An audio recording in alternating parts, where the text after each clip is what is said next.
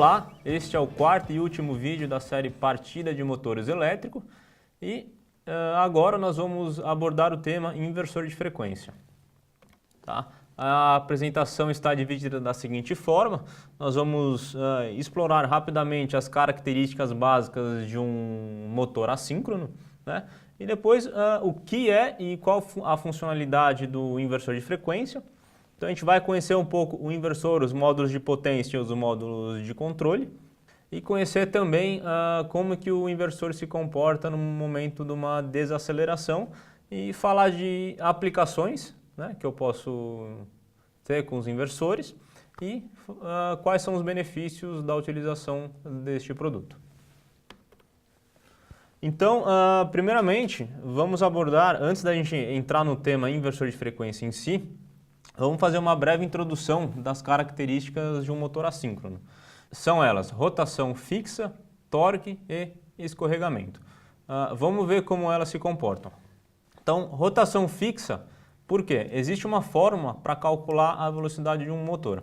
A fórmula é a seguinte: rotação, que é o NS, é igual a 120 vezes a frequência dividido pelo número de polos. 120 é uma constante, ela não altera. A frequência é a frequência da rede, vai ser sempre 60 Hz, também não altera. E uma vez o seu motor construído, ele vai ter a característica com seus números de polos e esta característica também não altera. Então, aonde que o inversor vai agir para variar a velocidade de um motor? É justamente na frequência. Então, variando a frequência do meu motor, eu consigo variar a sua velocidade. Tá? As outras duas características, elas estão associadas, ou seja, que é o torque e o escorregamento. Este exemplo é o exemplo de a curva de partida de um motor. Olha, eu tenho a minha partida aqui, ele vai acelerando até chegar na sua velocidade nominal. Tá? Porém, este ponto aqui, ele é conhecido como velocidade síncrona. E no motor assíncrono, existe o que a gente chama de escorregamento. O que é isso? É a diferença da velocidade síncrona para a velocidade nominal do motor. E esse escorregamento, ele é responsável por gerar o torque no motor. Para ficar mais fácil para entender, se eu pegar esse ponto aqui na minha velocidade síncrona, no NS, eu tenho um escorregamento zero. Então, se eu rebater na curva de torque, o valor do meu torque é zero. Agora, trabalhando numa velocidade nominal, eu rebato na curva, assim eu tenho o conjugado nominal do meu motor. Tá? Se eu colocar o meu motor em bancada, sem carga, ele tende a trabalhar perto da velocidade síncrona, mas nunca vai chegar igual à velocidade síncrona. Conforme eu vou adicionando carga a este motor, o meu motor tende a reduzir a velocidade.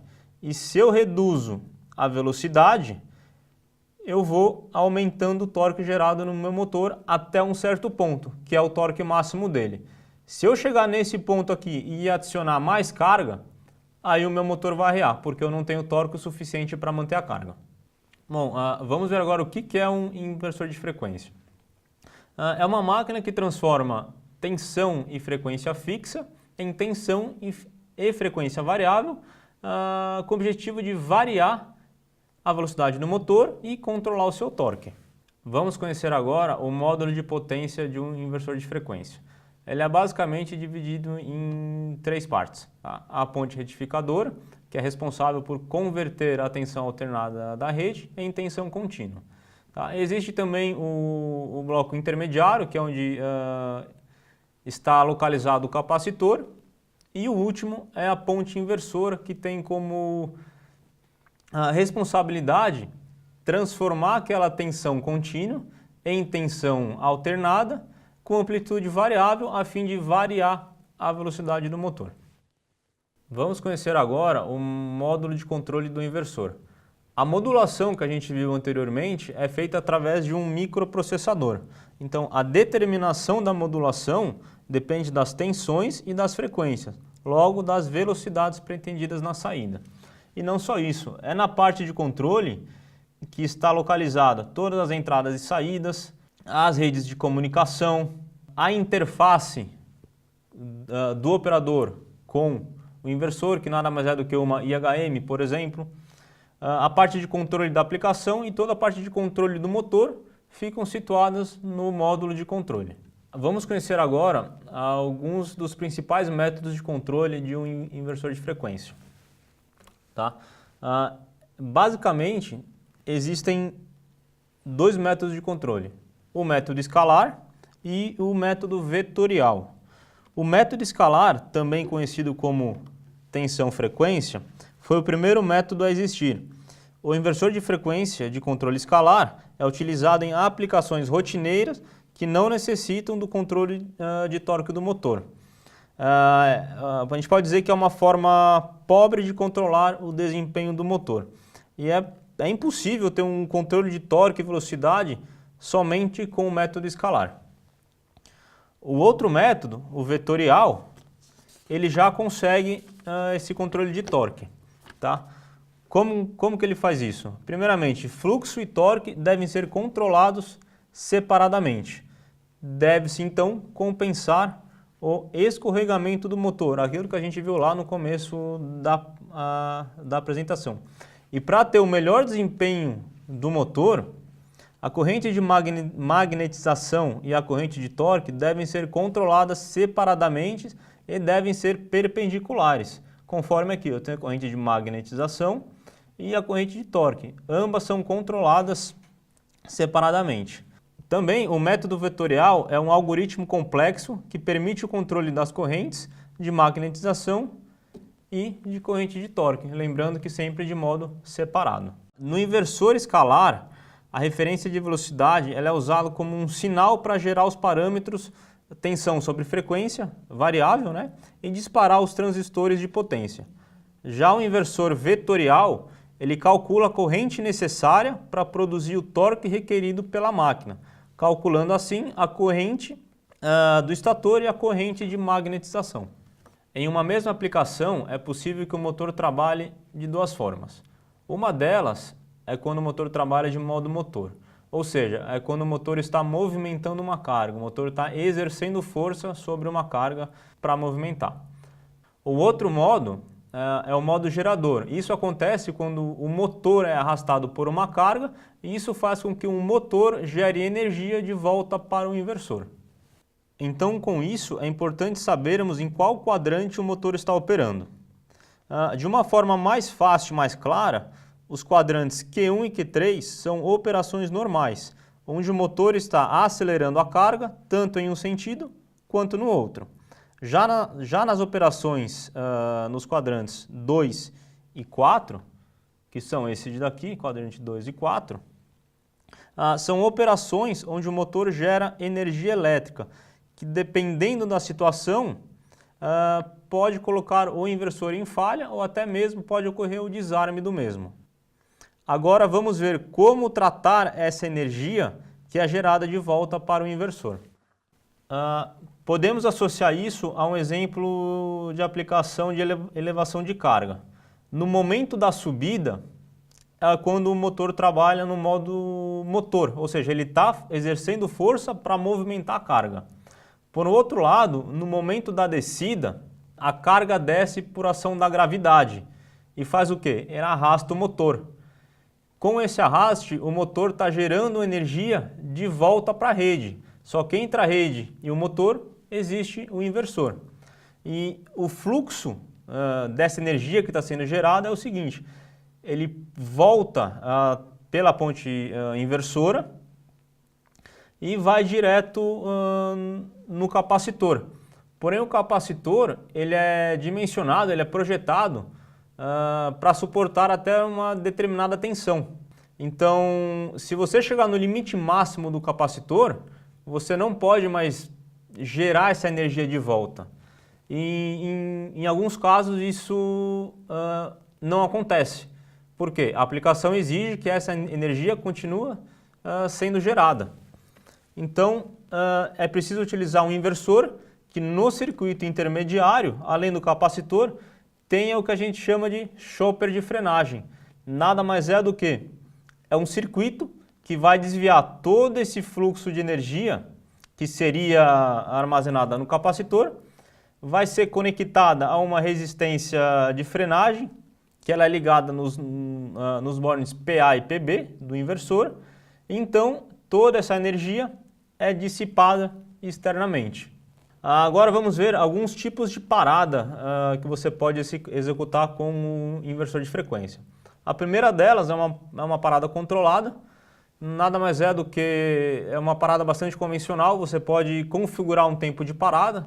Se você quiser parar em 10 segundos ou em 15 segundos, basta apenas programar no inversor de frequência.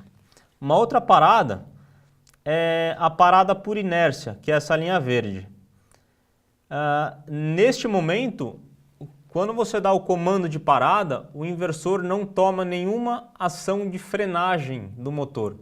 Ou seja, o tempo de parada vai depender da inércia da carga. Exemplo, se for uma aplicação num túnel de vento, onde você tem um ventilador enorme de alta inércia, esse ventilador ele pode levar horas e horas para parar. E muitas vezes isso não é o desejado. Então, para aplicações onde a inércia é pequena, você pode fazer uma parada por inércia que o tempo vai ser relativamente curto. Um outro tipo de frenagem, outro tipo de parada é a frenagem dinâmica, que acontece quando você quer um tempo de parada muito curto e é bastante aplicado em aplicações de alta inércia. E neste caso, o uso da resistência de frenagem é recomendado. Bom, vamos conhecer agora as aplicações de um inversor de frequência. Lembrando que para selecionar, para especificar ou até mesmo para escolher um inversor de frequência, é muito importante que você saiba qual que é a aplicação, ou seja, que tipo de carga que o motor vai movimentar. Então, basicamente existem dois perfis de carga, que são as aplicações de conjugados variáveis, que funcionam da seguinte forma. Para baixas velocidades, o torque requerido para movimentar essa carga é baixo. Conforme você vai acelerando, este torque também vai acelerando. Então, isto é um perfil típico de uma aplicação de bomba e ventiladores. Um outro perfil de carga é o que a gente chama de conjugado ou torque constante. O que eu quero dizer com isso? Que o valor do torque ele não depende da velocidade. Se vocês repararem neste gráfico, o torque é o mesmo se você estiver em uma velocidade alta ou em uma velocidade baixa. E uma aplicação típica para isso são máquinas em geral, esteiras transportadoras, sistemas de elevação de carga, por exemplo. Vamos ver agora quais os benefícios que você pode ter com o inversor de frequência. Então, como a gente já sabe, com o inversor de frequência você pode variar a velocidade do seu motor. Além de ter uma partida e parada controlada, também você tem menos desgaste mecânico, porque você vai evitar choques mecânicos no seu equipamento, se não for uma partida controlada, no caso de uma partida direta, por exemplo. Tá? Com o inversor é possível fazer a inversão do sentido de giro do motor. O inversor possui funções e recursos integrados, ou seja, proteção contra sobrecarga, sobretensão, falta de fase, desbalanceamento de fase e até funções como um controle PID. E o que é importante mencionar é que em aplicações de torque variável, ou seja, bombas e ventiladores, você pode conseguir uma enorme economia de energia. Quando a gente fala uma enorme economia de energia, quer dizer que você pode chegar você pode ter 50% de economia se você variar apenas 20% da rotação do seu motor. Lembrando que para aplicações de torque variável. Estes foram alguns conceitos sobre inversores de frequência. Sendo assim, chegamos ao final do último módulo da nossa série Partidas de Motores Elétricos. Muito obrigado.